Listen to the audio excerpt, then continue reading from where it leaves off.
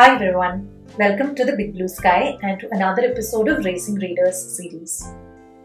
If you are a parent looking to see how you can build a good reading habit, love of books in your children, this series is for you.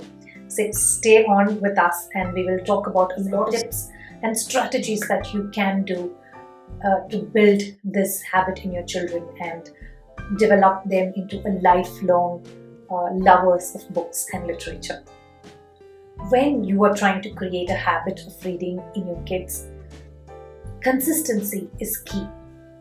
If you need your kids to take an interest in reading and give importance to it and consider it to be an important part of his or her life, then you as a parent need to show that to them. To do that, make sure reading is not something that happens accidentally or just once in a while. Create a consistent schedule for reading every day. Choose any time of the day that works for you and your child. Take out 10 minutes, not hours together, just take out 10 minutes to read to your kids. It can be after their breakfast or during their afternoon nap time or before their bedtime at night. I've had parents who come to me and say that they're not able to read during the baby's bedtime at night because either it's their grandparents or spouse who do that, or maybe they're doing some other work at the time. So they are completely missing out on reading time and they don't do that at all. So my number one response to those parents is that remember, there is no right or wrong time to read and enjoy a book with your child. But the key is to not skip it even for a day. So that is why it's important to pick whatever time that works. It's better than not doing it at all. And of course, if someday you know that you won't be able to be with your child at that specific time that you've picked, then just do it at another time of the day. Alright, just don't skip. Or ask another caretaker, such as your spouse or the grandparent of the children, to substitute for you. Come what may. Honor that daily routine of your family as much as you can.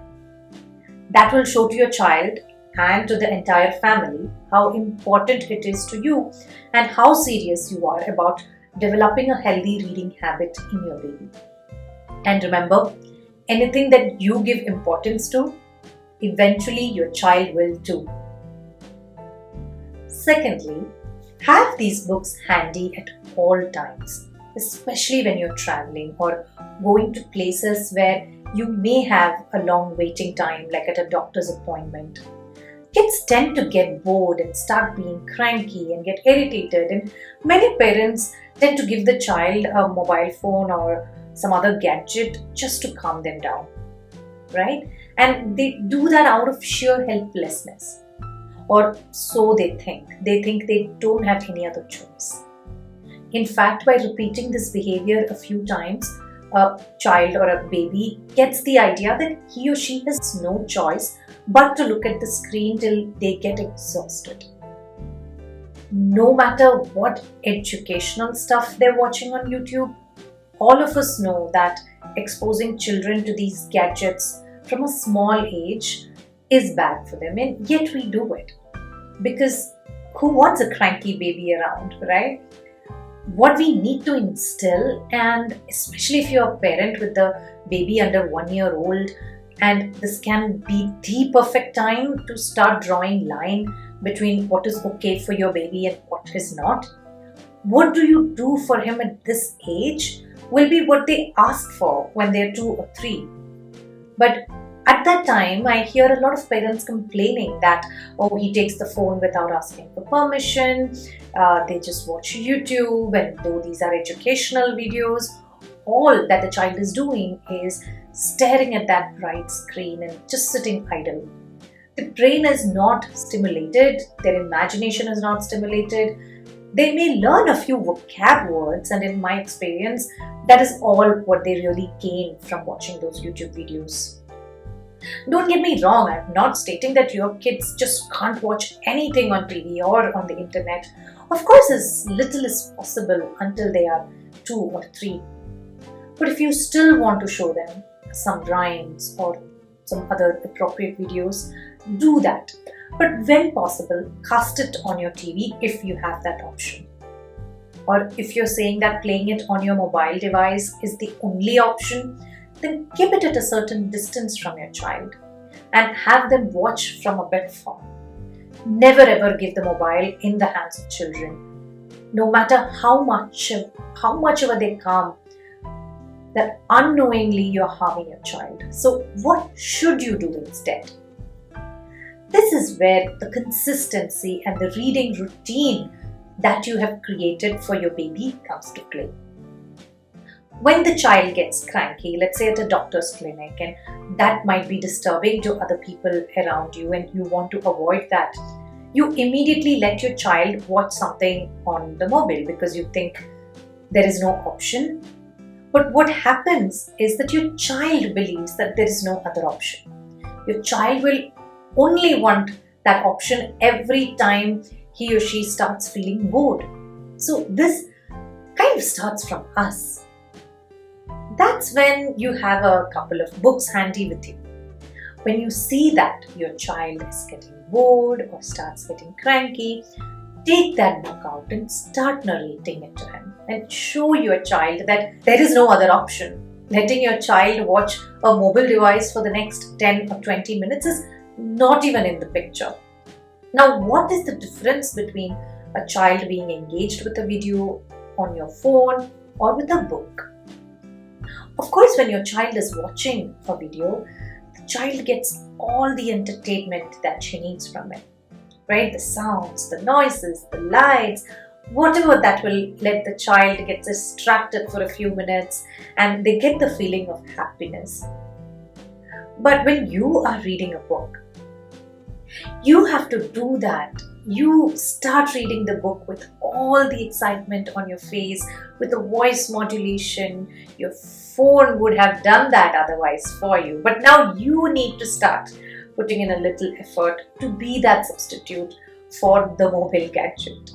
And when your baby sees that kind of engagement, they will slowly start to enjoy that.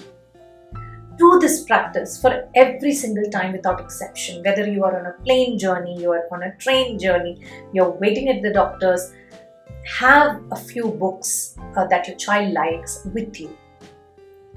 And when you see that your child is craving for some sort of distraction, take that book out, start reading. It's okay what other people think. In fact, other people around you, if nothing, would admire you, but it should not matter.